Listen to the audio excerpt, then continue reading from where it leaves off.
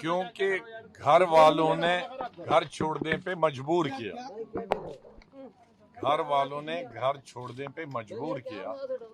और जहां घर वालों को लगे कि ये आदमी नहीं चाहिए और आदमी को भी लगे कि यहाँ हमको पराया समझते हैं, तो अकल आदमी, मंद आदमी का काम है कि वो घर छोड़ के निकल जाए।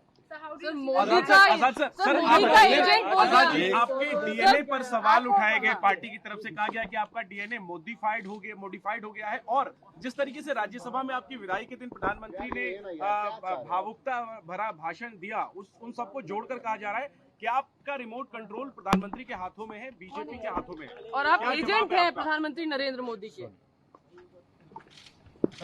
नरेंद्र मोदी या बीजेपी से वो मिले हैं जो नरेंद्र मोदी का सपना पूरा किए। पूरे हाउस में, लोकसभा में, पूरी दुनिया के सामने स्पीच करने के बाद उनसे गले मिलते हैं और कहते हैं हमें कुछ नहीं है तुम्हारे मुतालिक, हमारा दिल साफ है। वो मिले हैं कि मैं मिला हूँ है?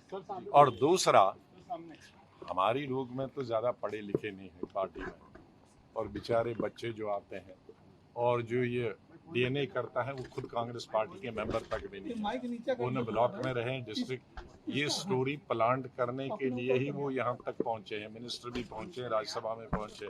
उनका पार्टी का डीएनए क्या है किसी को मालूम नहीं, किस स्टेट से हैं वो मालूम नहीं है, किस डिस्ट्रिक्ट से हैं ये मालूम नहीं।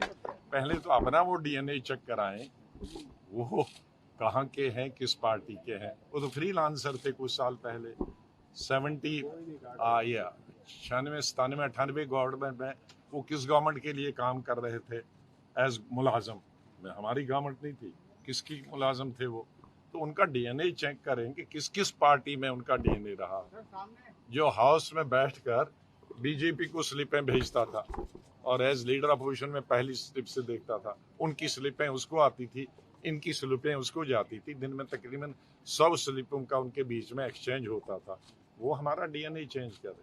सबसे ज्यादा अफसोस तो यही है कि आउटसाइडर, जिनको कांग्रेस का कोई अता पता नहीं है, जो चापलूसी करके या ट्वीट करने के लिए उनको पद मिले हैं, वो आरोप लगाएं तो हमें बहुत अरे सुनो भाई, बोलने दीजिए ये आप भी तो कर सकते हो, ये चीज है, ये तो सबके लिए है। बोलिए सर। तो वो हम पर आरोप लगाएं, सामने कैमरास है, हाँ। और सब कोई दूसरा कांग्रेसी जिसने हमारे साथ काम किया है तो इसलिए।